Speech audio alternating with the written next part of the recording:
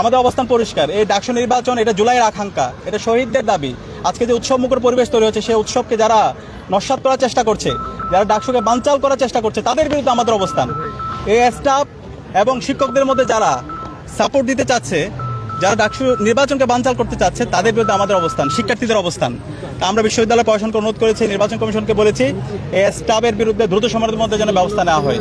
এবং CCTV footage করে আমরা দেখতে পেয়েছি এখানে মব তৈরি করা হয়েছে। সুতরাং এই মবের সাথেও যারা জড়িত, তাদের বিরুদ্ধে যেন ব্যবস্থা নেওয়া হয়।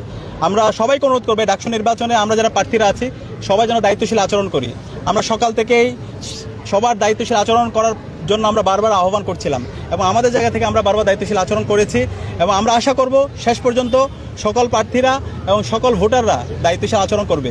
এবং এই ডাকসু নির্বাচনের মাধ্যমে আমরা সারা দেশকে আমাদের গণতন্ত্রের চমৎকার একটা মেসেজ দিতে চাই, যেখানে মতের অনৈক্য থাকবে, কিন্তু আমরা সবাই একসাথে কাজ করব। এবং এই ডাকসু নির্বাচনটা সফল হওয়ার মাধ্যমে আমরা আগামীর বাংলাদেশের সঠিক আমরা ফ্রি ফেয়ার ক্যাটেগরি ইলেকশনের একটা চমৎকার বার্তা দিব। তো আমরা সে জায়গায় সবাইকে অনুরোধ করব, বাকি যে সময়টা আছে সেই সময় আমরা সবাই দায়িত্বশীল আচরণ করব। এবং একই সাথে আমরা নির্বাচন কমিশনকে অনুরোধ করেছি, বিশ্ববিদ্যালয়ে নিরাপত্তা এনশিওর করা দরকার। প্রচুর বহিরাগত বিভিন্ন প্রবেশ পথ দিয়ে ঢুকছে। আমরা বারবার বলেছি বহিরাগত যারা আছে তারা যেন ঢুকতে না পারে, সবার আইডি কার্ড যেন চেক করা হয়, সেটা আমরা বলেছি। এবং একই সাথে আমরা দেখতে পাচ্ছি বিভিন্ন সেন্টারে স্লোগান দেওয়া হচ্ছে, প্রার্থীকে অ্যাটাক করা হচ্ছে, অ্যাটাক করে স্লোগান, তো সেগুলো যেন বন্ধ করা হয় এবং বিশ্ববিদ্যালয় প্রশাসন সামগ্রিক নিরাপত্তা যেন এনশিওর করে। আর আমরা সবাই এখানে বিশ্ববিদ্যালয়ের শিক্ষার্থী, আমরা সবাই জুলাইয়ের সহযোদ্ধা, আমরা সবাই জুলাইয়ের আকাঙ্ক্ষাকে লালন করি।